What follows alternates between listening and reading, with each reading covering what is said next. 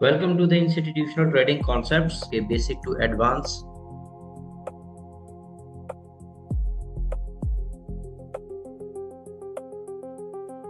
Complete course का session 7 है।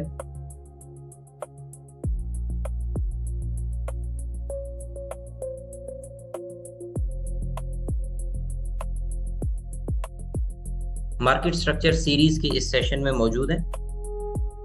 Basic to advance के इस कंप्लीट कोर्स के अंदर मार्केट स्ट्रक्चर की क्या इम्पोर्टेंस है। अगर आपने पिछले हमारे स्ट्रक्चर के ऊपर 3 सेशंस अटेंड किए हैं तो आने वाले वक्तों में आपको स्ट्रक्चर के ऊपर कोई भी प्रॉब्लम फेस नहीं करना पड़ेगा। आज जिस चीज को हमने स्टडी करना है वो हमारे पास है स्मार्ट मनी कॉन्सेप्ट्स। इसका हम फर्स्ट कॉन्सेप्ट स्टडी करेंगे जिसे हम कहते हैं premium and discount. Smart money concepts में प्रीमियम एंड डिस्काउंट का कॉन्सेप्ट बहुत ज्यादा यूटिलाइज होता है और इसको आगे फर्दर आप किसी भी तरह के ट्रेडिंग कॉन्सेप्ट में अप्लाई करें तो ये इक्वली आपको फेवर देता है। स्मार्ट मनी में प्रीमियम एंड डिस्काउंट का कॉन्सेप्ट आता कैसे है? मिसाल के तौर पे आपके पास एक वेव है और ये एक बुलिश वेव है। इस बुलिश वेव में स्मार्ट मनी ने यहां से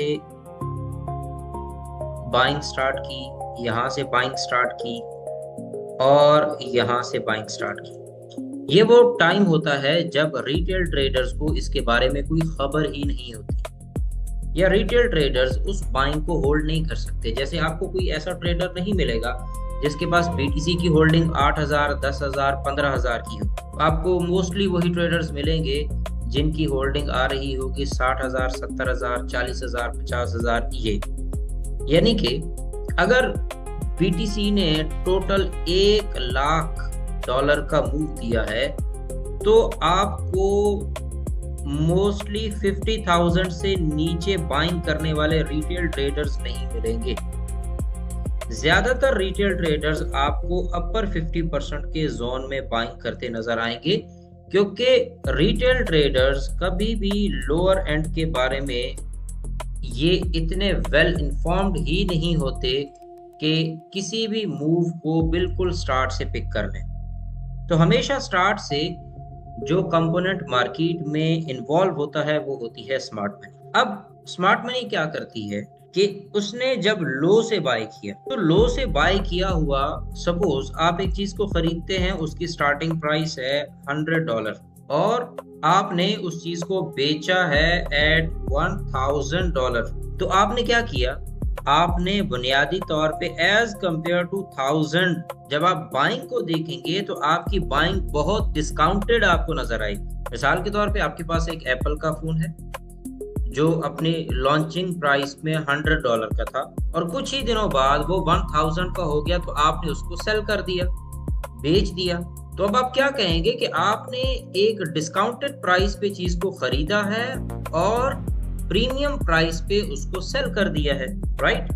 in the same way forex, crypto, stock, किसी भी मार्केट के अंदर जब लोएस्ट प्राइस पे किसी भी चीज को खरीदा जाता है तो आप कहते हैं कि डिस्काउंटेड प्राइस है और जब हाईएस्ट प्राइस पे उस खरीदी हुई चीज को सेल किया जाता है तो आप कहते हैं कि ये प्रीमियम प्राइस पे सेल किया गया है।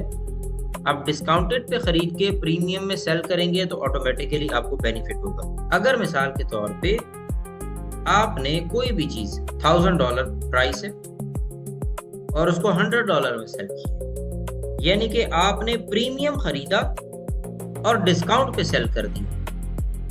प्रीमियम खरीदा और डिस्काउंट पे सेल कर दिया तो ऑटोमेटिकली आपने $1,000 की चीज जब $100 में बेचेंगे तो आपको नुकसान होगा। तो अब इस पूरे स्ट्रक्चर के अंदर जब हम मार्केट स्ट्रक्चर को स्टडी करते हैं तो हम ये कहते हैं कि most of the time retail traders क्या करते हैं, चीजों को प्रीमियम में खरीदते हैं, महंगी कीमत में खरीदते हैं और मार्केट उनके अगेंस्ट मूव करती है तो मजबूरन उनको डिस्काउंटेड प्राइसेस पे सेल करना पड़ता है।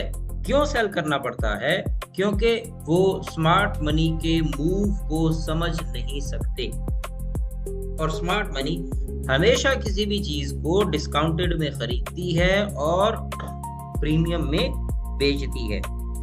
तो हम डिस्काउंटेड एंड प्रीमियम के कॉन्सेप्ट को इस तरह से यूज करते हैं कि सबसे पहले हमें आइडेंटिफाई करना होता है एक इंस्टीट्यूशनल मूव। एक इंस्टीट्यूशनल मूव के अंदर हमारे पास दो जोन होते हैं, एक 50% से अबव होता है और एक 50% से बिलो होता है। 50% से बिलो का जो जोन है ये हमारे लिए क्या है, ये हमारे लिए क्या है, डिस्काउंटेड। और 50% से अबव क्या है, ये हमारे लिए है प्रीमियम। तो हम किसी भी कमोडिटी, एनर्जी या करेंसी को 50% से नीचे आने पे दोबारा खरीदते हैं। जैसे मैं गोल्ड की ऊपर बात करता हूँ, ये है जी मेरे पास गोल्ड का मंथली चार्ट। इस मंथली चार्ट में अगर मैं last momentum of the market देखूं तो वो यहां से,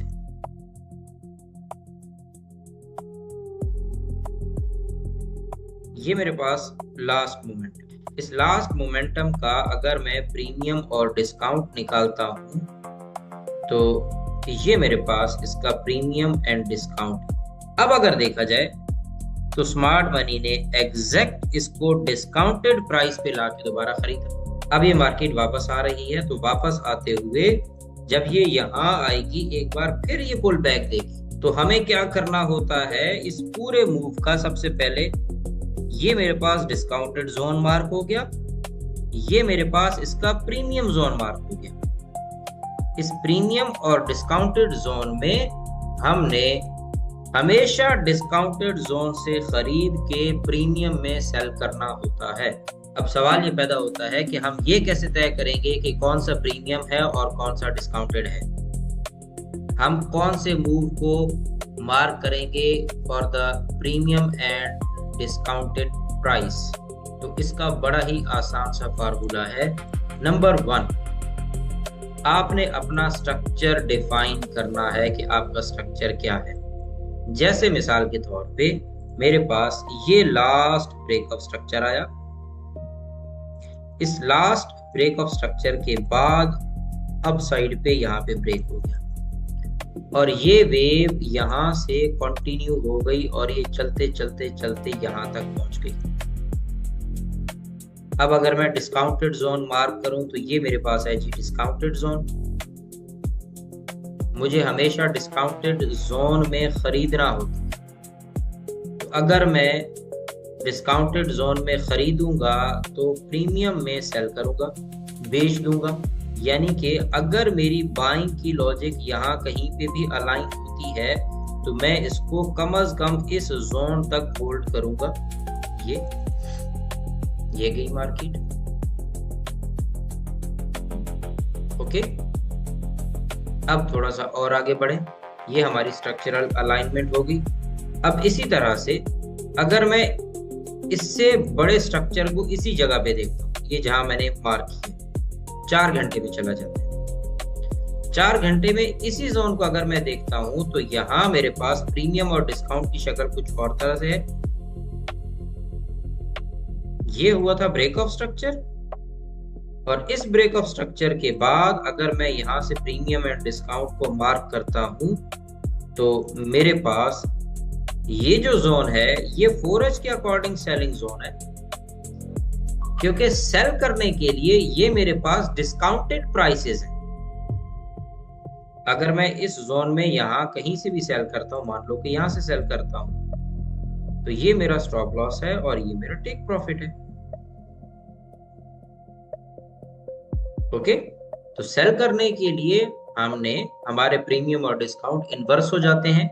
उसकी वजह यह है कि सेल करने के लिए हम USD बाय करते हैं। इसका कॉन्सेप्ट मैंने मार्केट स्ट्रक्चर सीरीज के सेशन 1 के अंदर क्लियर किया हुआ है। तो आप जैसे ही टाइम फ्रेम शिफ्ट करेंगे, टाइम फ्रेम शिफ्ट करने के बाद आपकी जो कंफर्मेशंस हैं वो चेंज हो जाएंगी। अब यहाँ आ जाए बिल्कुल मौजूदा मार्केट स्ट्रक्चर पे, तो ये हो गया है आपका ब्रेक ऑफ स्ट्रक्चर। और इस ब्रेक ऑफ स्ट्रक्चर से मुराद ये है कि अगर आप यहाँ से लेके यहाँ तक मार्क करते हैं तो इसका मतलब ये हुआ कि ये जो लिक्विडिटी है ये उड़ने के बाद आपको मार्केट भले एक रिट्रेस दे लेकिन मूव नीचे को वापस देगी।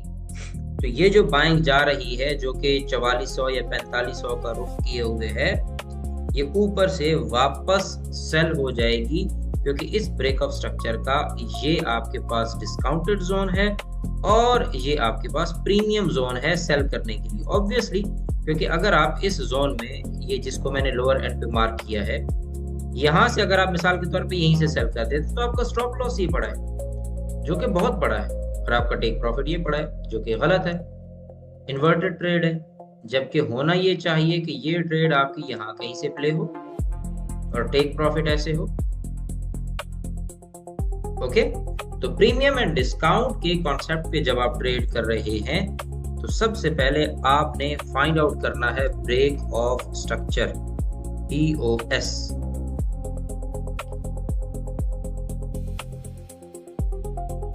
और उसके बाद आपने फिब का 50% लेना है और 50% के पास आपने फाइंड आउट करना है liquidity zone on lower time frame, और उसके बाद आपने वहां पे लिक्विडिटी पैटर्न को फाइंड आउट करना है, और फिर आपका आता है लिक्विडिटी OB। अगर आप लिक्विडिटी OB को आइडेंटिफाई करने के काबिल हो जाते हैं तो फिर आप बहुत अच्छे मूव कैप्चर कर सकते हैं just with the stop loss of 1 candle, जैसा आज हमने किया है। आप सब भी कर सकते हैं अगर आपको ये चीजें क्लियर हो जाए।